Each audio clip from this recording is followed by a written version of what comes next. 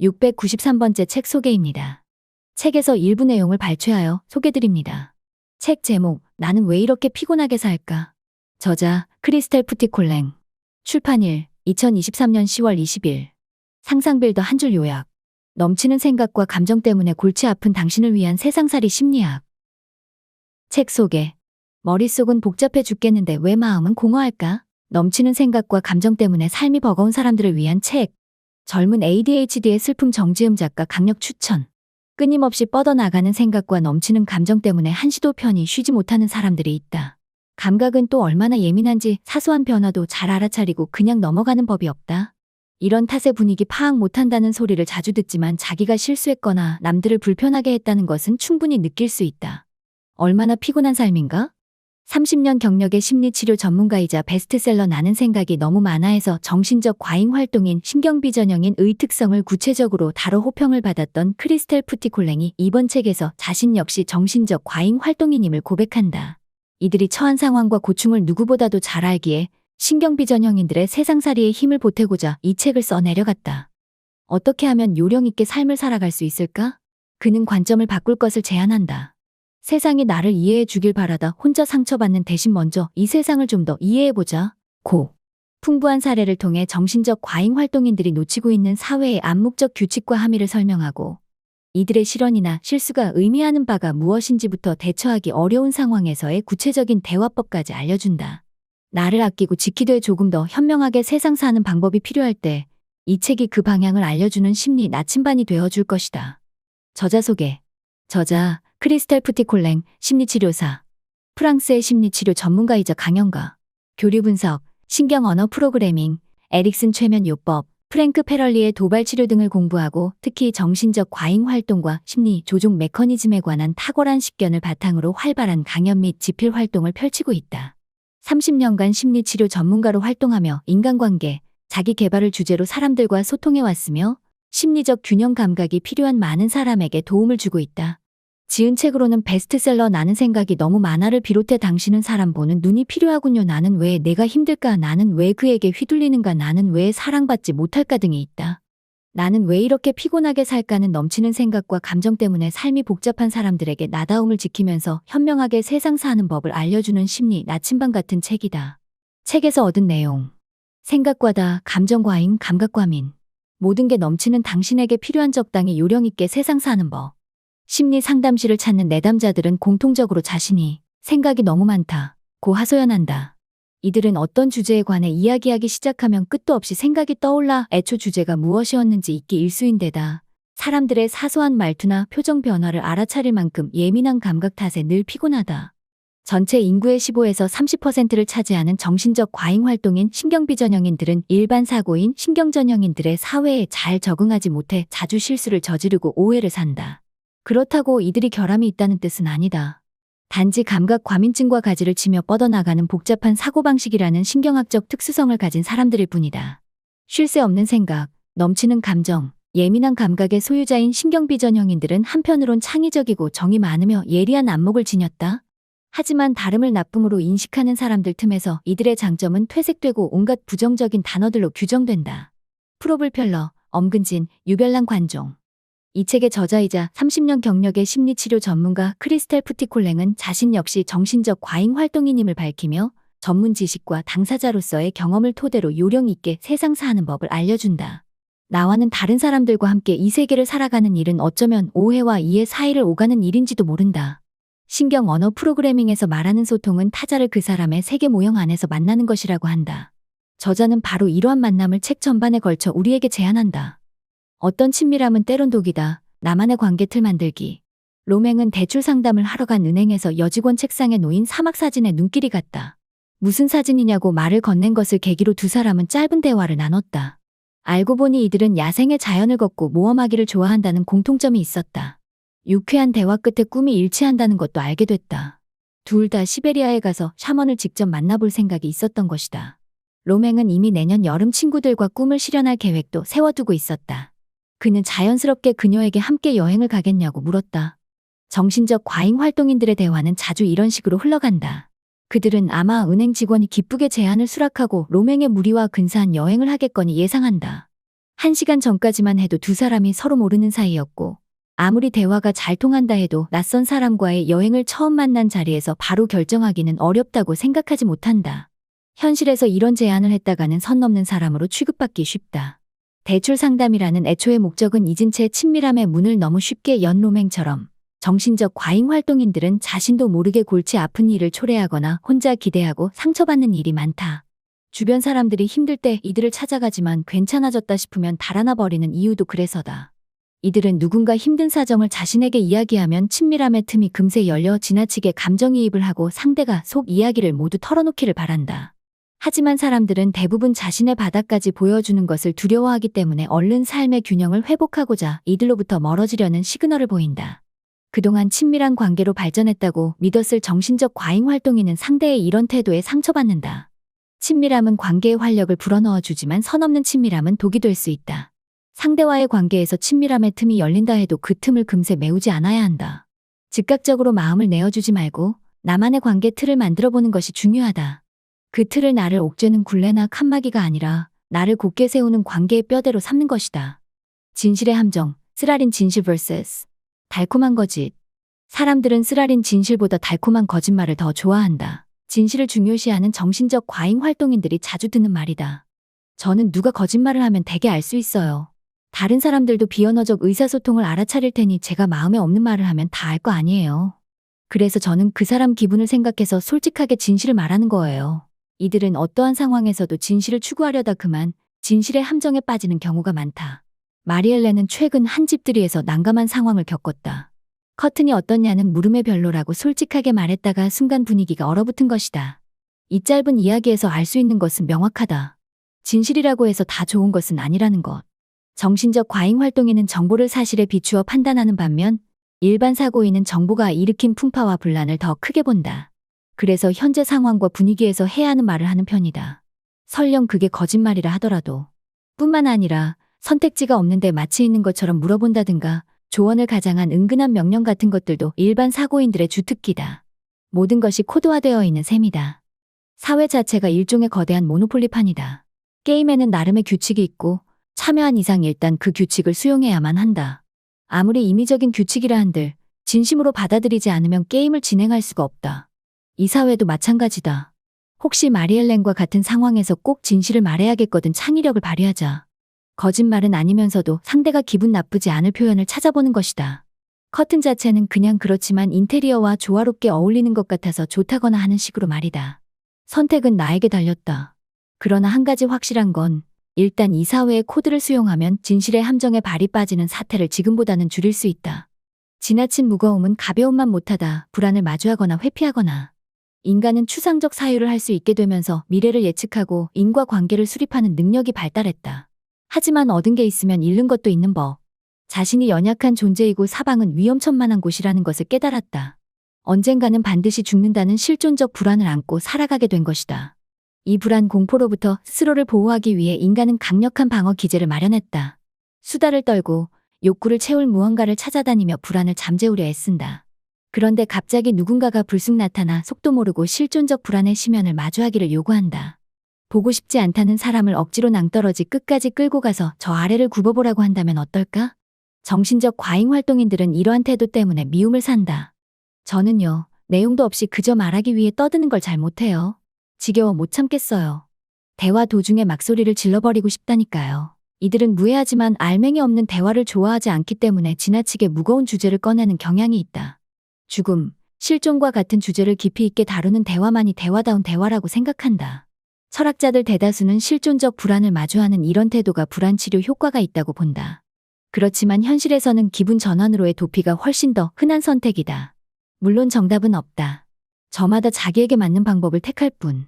그래서 심리치료 전문가들도 자신들이 찾은 해결 방법을 다른 사람에게 무조건 권하는 야만적인 치료는 하지 않는다.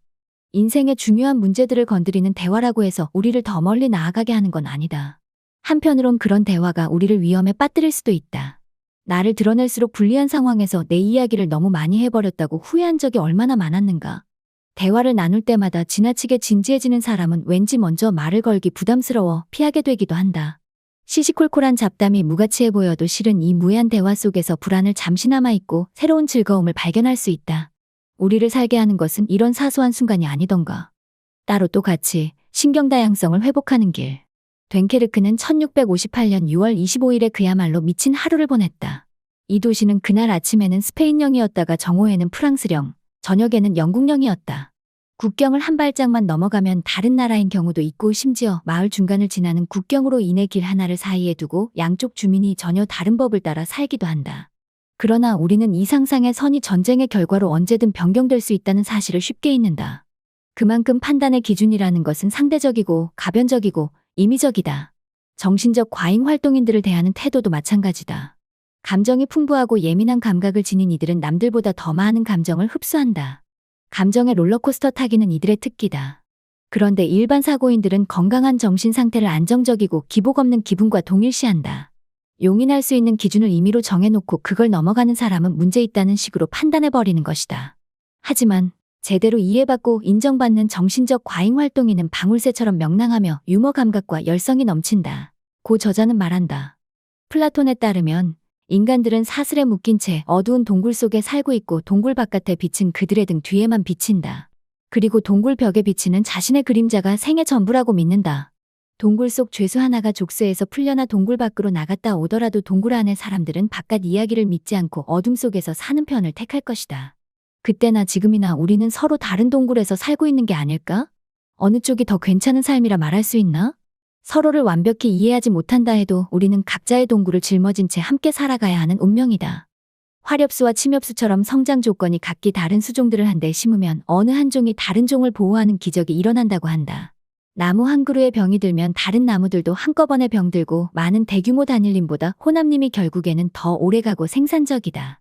생명에는 생물 다양성이 있듯이 인류에게는 신경 다양성이 있다. 나 자신의 가치를 알고 이 사회가 내 행동에 어떻게 반응하는지 그 작동 원리를 익힌다면 다른 우리가 함께하는 삶이 조금은 더 쉬워지지 않을까. 저자는 시간이 걸리더라도 신경 다양성을 회복하는 사회로 나아갈 수 있다고 믿는다. 뜻이 있으면 길이 있는 법이니까. 추천의 말. 정답은 어디에도 없으리라 포기했던 그 질문, 나는 왜 이렇게 피곤하게 살까? 에 대한 명쾌하고 현명한 해답들. 하루 종일 머릿속이 바쁘고 복잡한 신경비전형인의 삶은 유달리 피곤하다. 한편으론 그래서 고독하다. 다른 사람들과 쉽게 융화되지 못함은 물론 때론 내가 나를 이해할 수 없어서 고통받기도 한다. 그러나 삶을 서글프게 만드는 거대한 고독감 앞에서도 쉬이 움츠러들 필요는 없다. 저자의 말처럼 어딘가 남다른 우리에겐 힘이 있다. 두렵고 황량한 내면의 공허를 머물러 쉴 수 있는 여백으로 바꿀 힘이? 책장을 덮고 나니 남들과 비슷해지고 싶다. 는 가파른 욕망이 거짓말처럼 사그라드는 걸 느꼈다. 타인을 더 알고자 할수록 되레 그런 나를 더 깊이 들여다보게 되었다. 내가 나임을 죄악시했던 지난 날들이 오히려 어색하게 느껴지기도 했다. 가장 자유로운 삶은 가장 나다운 삶이며 나다움에는 어떠한 가치 판단도 끼어들 수 없다는 걸 깨닫게 해준 저자에게 깊은 감사를 전한다. 정지음, 젊은 ADHD의 슬픔 오색 찬란 실패담 저자. 시작하며 나는 이따금 나와 동시대를 사는 이들의 몰이에 부딪혔고 그때마다 지독한 의심에 빠지곤 했다. 나는 정말 이행성 사람이 맞을까? 만약 그렇다면 그게 바로 저 사람들이 외계인이라는 증거가 아닐까? 피에르 데프로주 피에르 데스프레이지스. 나를 찾아오는 내담자들은 주로 자기가 생각이 너무 많다 고 하소연한다. 그들은 공통점이 있다. 아주 예민하고 반항적이며 사회성이 부족하다. 한편으론 창의적이고 감정이입을 잘하고 정이 많은 편이다. 또 남들에게 호의적이지만 지나치게 감정적이라든가 남의 일에 너무 신경을 쓴다든가 남들을 선동한다는 비난을 자주 듣는다. 그들은 수시로 동화 속에서 사는 사람 취급을 당하며 그들의 친절은 어리석음으로 과민성은 연약함으로 동일시된다. 나는 그들의 성격적 특징을 잘 알게 되면서부터 일반적으로 이러한 주제를 다룰 때 을에 들먹이는 영재 높은 잠재력 같은 용어를 의도적으로 배제했다. 내담자들도 그러한 용어를 불편해했다. 지능은 그들의 특징에서 일화적인 면에 불과하다. 그보다 그들의 성격적 특징이 단순히 신경학적 특수성에서 비롯되었다는 것이 점차 밝혀지고 있다. 그 특수성이란 감각 과민증과 가지를 치며 뻗어나가는 복잡한 사고방식이다. 현재 캐나다에서 일어난 신경다양성 운동 덕분에 신경전형성과 신경비전형성 같은 용어가 등장했다. 나는 이 신조어들이 일반화되어 영재와 같은 단어를 대체하기를 바란다.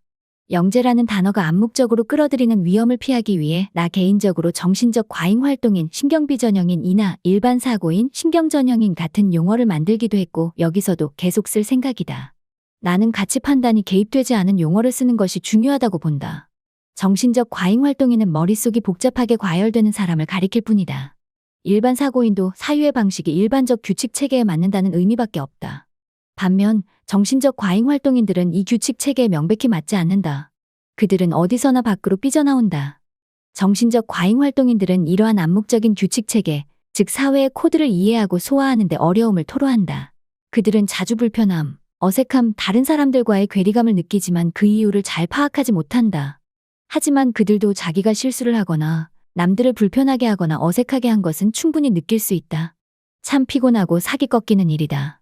내가 일반 사고인들의 코드 해독법에 대한 책을 써볼까 했을 때 많은 독자가 부디 좋은 책을 써달라며 두 손을 모아 부탁했다. 나중에 내 생각의 갈래들이 차차 구체화되어 독자들에게 일부를 공개했을 때 그들은 기쁨과 호기심으로 눈을 반짝이면서 이렇게 말했다. 아, 빨리 그 다음도 읽고 싶어요. 그래서 다시 한번 여러분의 성원에 힘입어 펜을 들었다. 나는 생각이 너무 많아를 쓸 때는 이 복잡하고 톡톡 튀는 두뇌 사용 설명서를 간단하고 구체적으로 제시해보고 싶었다. 당시의 대상 독자는 그러한 두뇌의 소유자와 그 주위 사람 양쪽 다였기 때문에 정신적 과잉 활동인과 일반 사고인을 모두 고려해서 책을 썼다. 나는 모두가 이 비전형적인 두뇌 활동에 대해서 쉽고 합리적인 설명을 얻고서 만족할 거라고 생각했다. 지나치게 순진했던 것이다. 신경전형인들도 이 감정적이고 희한한 사람들을 마침내 이해할 수 있게 되면 기뻐할 거라고, 그들의 우군이 되어줄 거라고 생각했으니 말이다. 나는 오래 지나지 않아 환상에서 깨어났다. 나는 생각이 너무 많아를 읽은 일반 사고인은 많지 않았다.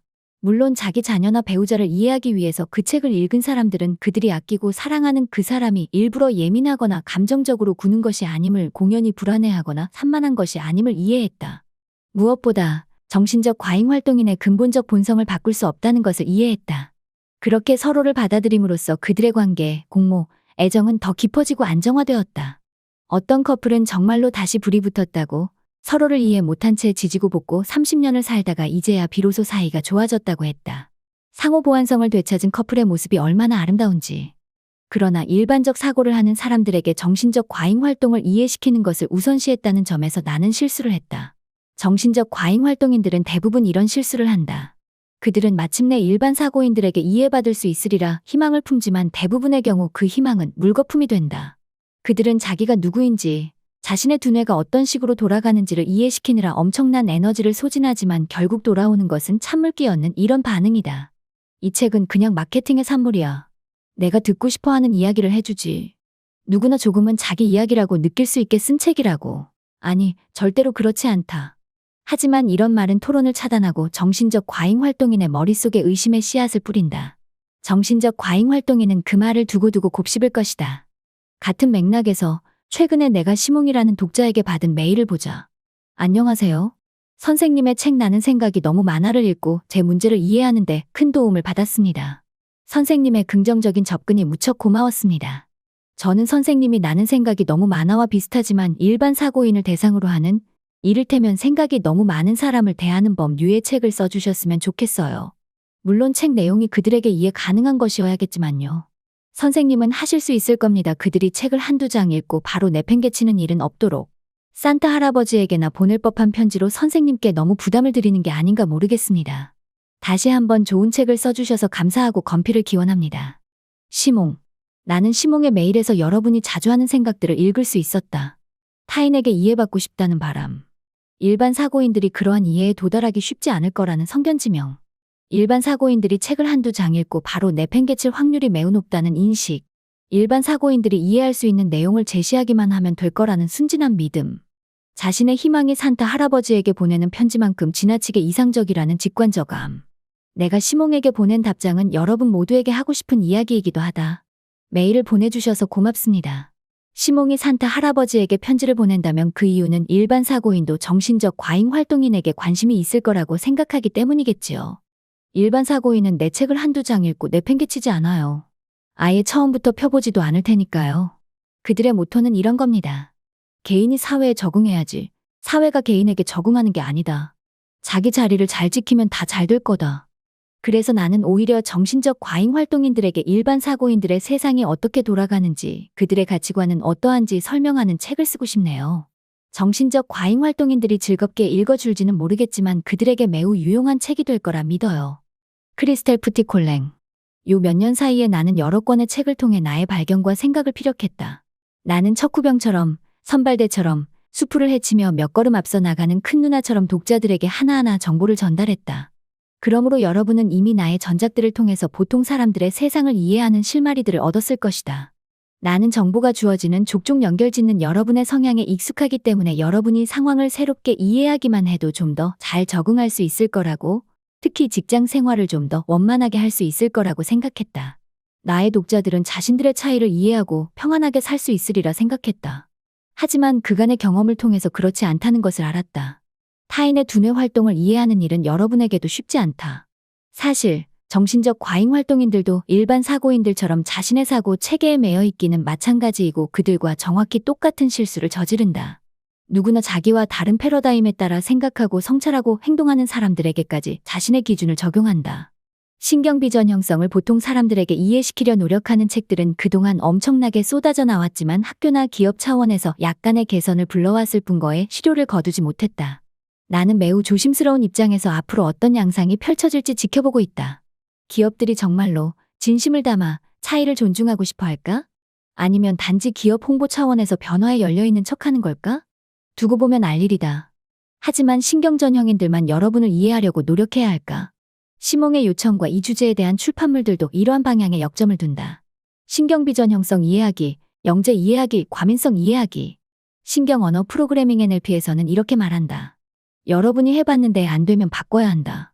다른 걸 해보라. 사실 할 만큼 했는데도 통하지 않는 방법을 계속 고집하는 것은 어리석다. 그래서 나는 다른 방향을 생각해봤다. 객관적으로 이상호모리에 더 크게 고통받는 쪽은 정신적 과잉 활동인들이다. 더구나 그들은 수적으로도 열세다. 그러므로 그들 쪽에서 좀 더 노력을 해야 한다. 나는 접근 방향을 바꿈으로써 문제를 다른 시각에서 볼 수 있었다.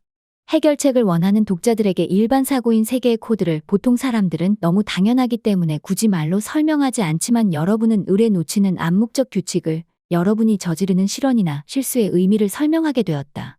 일반 사고인들의 문화에는 그 나름의 코드가 있다. 그 나름의 논리와 가치 체계도 있다. 모든 문화가 그렇듯 이 문화에도 강점과 약점이 있고 유효성을 영원히 잃지 않는 창립 신화와 일종의 지혜가 있다. 물론 특유의 한계와 부조리도 있다. 정신적 과잉 활동인들은 이 문화에 자주 부딪히고 반항한다.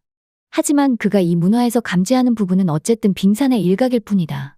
어떤 문화의 코드를 알고 이해한다는 것이 곧 그 문화의 모든 것을 받아들이고 채택한다는 뜻은 아니다.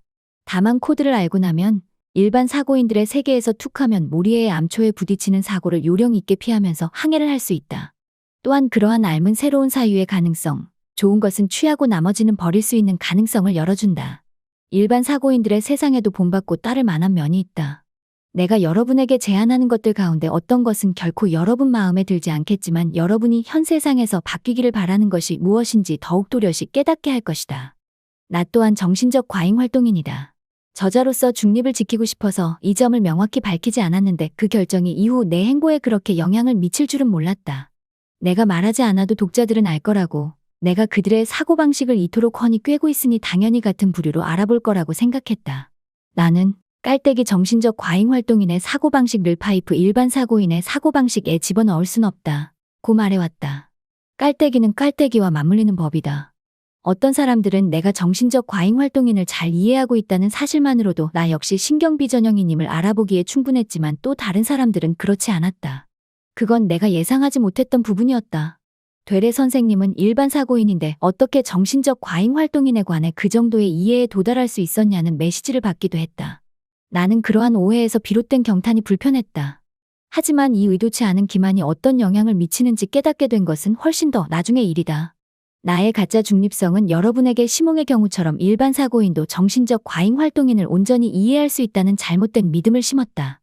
더 심하게는 일반 사고인도 정신적 과잉 활동인을 연구할 거라 생각하는 이들도 있었다. 안타깝게도 지금은 나도 그렇지 않다는 걸 안다. 이 책을 끝까지 읽는다면 내가 왜 이렇게 말하는지 알게 될 것이다. 나 역시 정신적 과잉 활동인이기에 지금은 여러분에게 설명할 수 있는 이 일반적인 코드와 암묵적 합의를 처음에는 잘 몰랐다. 심지어 지금도 다 이해하고 있다고 생각하지 않는다. 그렇지만 일반 사고인들이 나보다 더 잘 설명할 수 있다고 생각하지도 않는다. 그들에겐 너무 당연하거나 무의식적으로 이미 알고 있는 것이기 때문이다. 나는 다시 한번 척후병의 자세로 출발했다. 이해로 나아가는 과정은 크나큰 즐거움이자 진정한 보물찾기였다. 그리고 놀라움의 연속이기도 했다. 내가 퍼뜩 깨닫게 된 것, 갑자기 눈뜨게 된 것들로 여러분을 깜짝 놀라게 할 생각을 하니 미리부터 웃음이 났다. 나는 정보 바구니를 풍성하게 채웠고 늘 그래왔듯이 이제 내가 관찰하고 이해하고 추론하고 종합한 모든 것을 여러분과 공유하려 한다. 나의 모든 발견을 일관된 사유체계, 다시 말해 내가 생각하는 신경전형적 논리에 걸맞게 한데 모으고 구조화했다. 신경 언어 프로그래밍에서 말하는 소통은 타자를 그 사람의 세계 모형 안에서 만나는 것이다. 나는 바로 이러한 만남을 이제 여러분에게 제안한다. 그러니 일반 사고인들의 세상으로 여행을 떠나보자. 일단 다툼은 피하고 볼 일. 친구들과의 저녁 식사 자리에서 평소 사람 좋은 친구 하나가 그날은 무슨 일이 있었는지 술을 취할 정도로 마셨다. 그러더니 갑자기 어느 유명 가수를 헐뜯기 시작했다. 이미 돈도 벌 만큼 벌었으면서 이번에 또 수금을 하려고 감상적이기 짝이 없는 노래를 들고 나왔다나. 그런 기회주의적 졸작을 발표한 것은 팬들을 우롱한 처사라고까지 했다. 나는 어리석게도 그 친구가 심하게 취했다는 것을 알면서도 원래 대중가요의 목적이 감정을 자극하는 거 아니겠냐고 맞받아쳤다. 상대는 그냥 물러서지 않았다. 그런 건 대중예술도 아니고 그냥 상업활동일 뿐이라나. 내가 말을 많이 하면 할수록 상대는 더 흥분했다. 보다 못한 그날 모임 주최자가 슬그머니 나서서 농담 한마디를 툭 던지며 교묘하게 화제를 전환했다. 나와 얘기할 때는 점점 더 언성이 높아졌던 친구가 곧바로 차분해졌다. 그 자리에서 내가 배운 바가 있다. 내 말이 맞고 틀렸고는 전혀 중요하지 않다.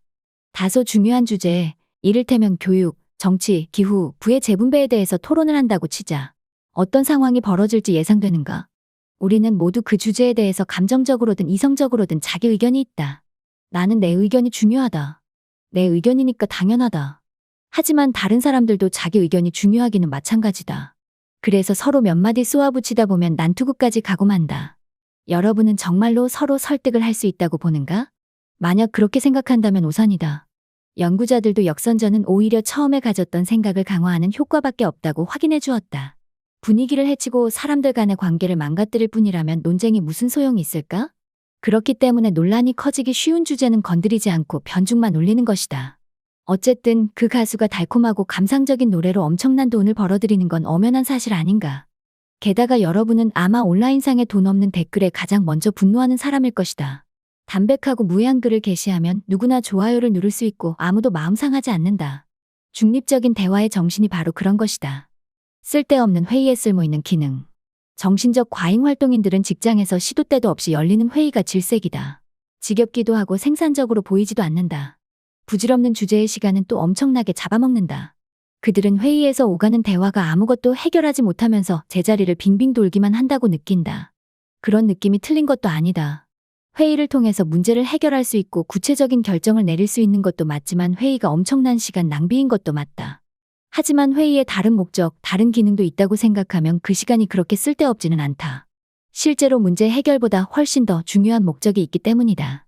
표면상의 목적과 숨겨진 목적, 명시적 목적과 암묵적 목적, 의식적 목적과 무의식적 목적. 눈에 보이는 문제 이면에는 잘 의식되지 않는 다른 여러 가지 문제가 있다. 한 발짝 물러나 모든 면에서 관찰하길 원하는 사람에게는 회의도 흥미진진할 수 있다. 회의는 무엇보다 한자리에 모여서 인정 자극을 주고받는 기회다. 여러분은 이미 그 메커니즘을 알고 있다. 직장에서든 개인적 차원에서든 회의는 인정 자극 추구의 여러 면을 건드린다. 일단 반복된 의식으로서 안정적 기반이 되고 예측 가능하면서 무해한 시간 보내기용 대화이기도 하며 앞에서 지적했듯이 결과보다 과정이 중요한 활동이다. 서로 할 말이 있고 함께 할 일이 있는 것이다. 문제가 없으면 회의도 더 이상 없겠지만 회의는 사회와의 기막힌 구실이다. 자선단체, 운동이나 문화활동을 함께하는 모임은 좀 더 분위기가 느긋하다. 정신적 과잉 활동인이 한 명도 끼어있지 않다면 말이다. 중고 물품 바자회를 준비하는 정신적 과잉 활동인의 열의와 진지함은 종종 우스꽝스러울 지경이다. 모임에는 좋은 게 좋다는 식의 목적밖에 없는데 여러분은 과몰입을 하니 그 괴리가 너무 크다. 그러니 회의나 모임을 더 이상 심각하게 받아들이지 말자. 그냥 함께 있음을 기뻐하고 상호작용을 관찰해보는 것이다. 숨겨진 목적들을 의식하면 그러한 상호작용이 흥미로워진다. 다음번에 아파트 입주민 회의를 한다면 이웃집 여자가 베고니아 화단에 대해서 쏟아내는 불만에 귀 기울여보라. 그녀가 자신이 살아있음을 느끼는 그 순간을 연장하기 위해 얼마나 자주 그 화제로 돌아오는지 흥미진진하게 지켜보라. 암초에 좌초되지 않고 항해하는 법. 장음계와 단음계의 가장 큰 차이는 이음과 삼음 사이의 간격에 있다. 장음계에서는 으뜸음과 삼음의 간격이 2도지만 단음계에서는 1도 반이다. 이 미세한 간격 차이가 선율의 활기찬 느낌 혹은 구슬픈 느낌을 좌우한다. 재미있는 부분이 있다. 또 다른 중요한 차이는 장음계에만 존재하는 특유의 이끌음이다. 음악가들도 장조와 단조를 바로 구분하려면 귓설미를 훈련해야 한다. 마찬가지로 일반 사고인의 상상적 현실과 정신적 과잉 활동인의 상상적 현실 사이의 미세한 차이, 그로 인한 불협화음을 이해하려면 훈련이 필요하다. 음악가이자 작가 마르크 벨라가 부정음 창가에서 잘 말해주었듯이 실패, 부정적이고 파괴적인 행동, 일상에서의 좌절, 불만, 우울, 사랑하고 사랑받지 못하는 좌절, 이 모든 인생의 부정음들은 배우고 전진하고 성장하고 새로워질 수 있는 기회이기도 하다. 상호이의 불능은 앞으로도 계속될까? 물론 그럴 것이다. 카를로스 티노코는 영재와 다른 사람들 사이에 간격을 생각하라 고 권한다. 나는 이 책을 통해서 여러분이 일반 사고인의 세상에서 사회적 코드의 암초에 좌초될 위험 없이 여러분의 생각대로 항해할 수 있도록 핵심 비결을 전수했다고 생각한다. 일반 사고인들도 그들 나름대로 여러분을 이해하고 조금이나마 여러분의 자리를 마련하려는 노력을 객관적으로 하고 있다. 정신적 과잉 활동인들이 자기를 있는 그대로 받아들일수록 일반 사고인들도 정신적 과잉 활동인들을 있는 그대로 받아들이지 않을 수 없게 된다. 물론 그렇더라도 신중한 자세는 잃지 말자. 침묵하는 법을 배우다. 이제 여러분이 여러 가지 특성을 복합적으로 안고 있음을 인정하라. 지능, 관용, 논법, 지식, 객관성, 자유로운 사고와 탄탄한 비판 정신까지 말이다. 내가 마르고 닳도록 하는 말이 있다. 현자와 바보의 차이는 현자는 상대하지 않아야 할 사람을 안다는 데 있다. 이제 여기에 조금 덧붙이겠다. 똑똑하다는 것은 미친 짓도 상대와 때를 가려 할 줄 아는 것이다. 맞는 말을 한 사람이 되기를 단념하라. 어쨌든 맞는 말도 너무 일찍 하면 틀린 말이 된다. 여러분이 옳다고 인정받기를 포기하면 엄청난 에너지를 절약해서 여러분이 정말로 즐거워하는 일에 쏟을 수 있다. 의견이 받아들여지기를 필요에 따라 포기한다고 해서 여러분이 아예 의견이 없는 사람이 되진 않는다. 단지 자기 의견을 관철하느라 시간과 에너지를 너무 많이 쓰지는 말자는 얘기다. 옳고 그름을 따지면서 정면으로 부딪히면 관계를 해친다. 그러한 갈등이 세계 곳곳에서 크나큰 고통을 낳고 있지 않은가. 우리 자신을 옹호하지 않으면 공격받을 일도 없고 오히려 천하무적이 된다. 명심하라. 여러분이 옹호하고 싶은 그것도 상상적 현실, 정신의 신기루, 개념들의 집합에 불과하다. 요컨대 정신적 과잉 활동인 역시 있지도 않은 바나나 때문에 싸움에 휘말리기 쉬운 사피엔스다. 집단의 이야기라는 최면에 깊이 빠져있는 사람들을 깨우려 애쓰지 말고 이미 깨어있는 자들, 엄밀히 말하자면 그 이야기를 바라보는 시각이 여러분과 비슷한 사람들에게 합류하라. 나는 정신적 과잉 활동인들을 대상으로 하는 강연이나 연수를 자주 진행한다. 가령 정신적 과잉 활동 길들이기나 과민성 관리를 주제로 하는 자리에는 그 주제와 직접적으로 상관 있는 정신적 과잉 활동인들만 참석하게 마련이다. 그런 자리에서는 다들 아주 기분이 좋다. 모든 게 쉽고 매끄럽고 명확하다. 참석자들이 서로 특별한 호의를 품고 대하는 것이 느껴진다. 지적 욕구, 호기심, 유머 감각, 명랑함이 넘쳐흐른다. 정신적 과잉 활동인들이 안전한 환경에서 신뢰받을 때 그들의 가장 좋은 모습이 나온다. 실수할 걱정도 없고 프리스타일도 넘어짐 없이 아름다운 회전 동작으로 마무리된다. 친밀하게 굴어도 편안하게 받아주고 느끼한 유혹 없이도 감정은 충만하다. 참석자들도 안다. 정신적 과잉 활동인들끼리 있으면 삶이 참 쉽구나.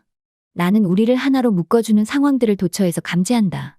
대한민국 서울에서 내 페이스북 친구들이자 나는 생각이 너무 많아의 독자들과 비공식적으로 모임을 가졌던 일은 잊을 수 없다. 그들에게서도 똑같은 편안함과 애정에 가까운 친절을, 무엇보다 똑같은 정서를 느꼈다. 얼마나 강렬한 경험이었는지. 언어 장벽이 무색할 정도로 우리는 주파수가 잘 맞았다. 나는 그들이 서로를 알아보고 형제자매처럼 정답게 대하는 것을 보았다. 정신적 과잉 활동인들끼리 있으면 이렇게 편하고 좋은데 일반 사고인들의 코드는 알아서 뭐 하느냐고. 세상의 절대 다수는 일반 사고인이다. 정신적 과잉 활동인들끼리의 끈끈한 연대 밖으로 나가면 부딪히고 얻어맞을 일천지다. 일반 사고인들의 세상을 드나들면서도 고통받지 않을 방법이 있다. 그 세상이 여러분을 일부러 막대하는 게 아니고 주요 원인은 암묵적인 것에 대한 양측의 이해 부족이라는 사실을 받아들이는 것이다. 일반 사고인들도 자기네들의 코드를 잘 모른다. 그들은 그 코드를 너무 잘 체화하고 있어서 의식하지 못한다. 그리고 집단의 이야기 속에 깊이 들어가 있기 때문에 물러설 수도 없다. 나는 그들이 도대체 이렇게 당연한 걸 왜 구구절절 설명하고 앉았나 답답해하리라 확신한다. 안 나와도 되는 책이 한 권 더 나왔네. 그들은 여러분의 두뇌 활동에서 몇 광년 떨어진 곳에 있기 때문에 여러분에게 자신들의 메커니즘이 얼마나 낯선지 모른다. 나는 여러분의 상호작용의 편의와 안전을 더해주고 싶었다. 삶의 모든 상황에서 본의 아니게 실수, 유혹, 도발을 범할 가능성은 인간관계를 골치 아프게 만들고 심각한 스트레스를 낳는다. 판단당하는 기분은 또 얼마나 부담스러운가. 그래도 다수가 아니라 소수가 적응해야 한다. 실천으로 옮겨보자. 이제 핵심 비결은 전부 여러분의 손안에 있다. 마지막으로 한마디만 더 할까? 나는 이 책을 쓰면서 일반 사고인이 될 뻔했다. 마치며, 자, 드디어 끝에 다다랐다. 애초에 여러분은 적응하기 힘들었겠지만 지금까지 살아온 이 세상을 드디어 이해하게 되기를, 그럴 수 있도록 내가 실마리들을 잘 제공했기를 바란다. 일반 사고인들의 세상에 접근하기 위해 나도 그 세상을 받아들이고 거기에 순응했다. 인디언 속담대로 실천하려고 노력했다. 형제에게 독사의 혀를 내밀기 전에 그들의 목화신을 신고 2개의 달을 걸어보라. 일반 사고인의 목화신을 신어보니 발볼이 너무 좁긴 해도 상당히 편했다. 여러분의 척후병으로서 그 세상에 잠입해보니 그곳에는 평화, 상식, 편안한 단순함이 있었다. 나는 그냥 거기에 짐을 풀고 싶었다.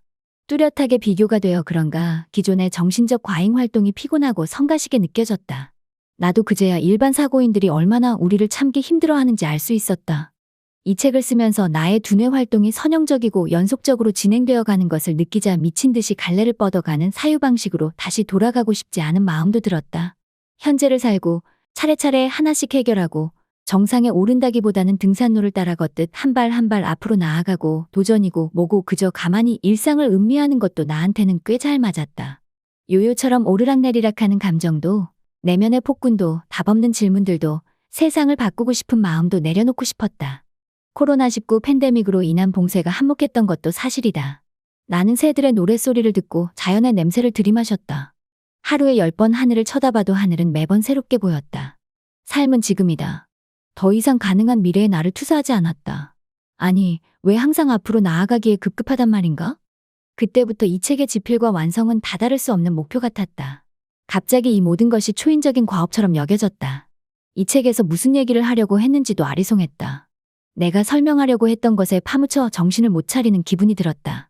주제가 방만해지고 어디서 가닥을 잡아나가야 할지 막막했다. 이내 머릿속 한구석에서 사이렌이 울렸다. 연속적 사고방식으로는 이 책을 절대 못 끝내. 마인드맵을 그려. 다시 시작해. 색깔 구분으로 아이디어를 정리해. 뇌를 깨워. 하지만 잠재적 억제가 작용하기 시작했다.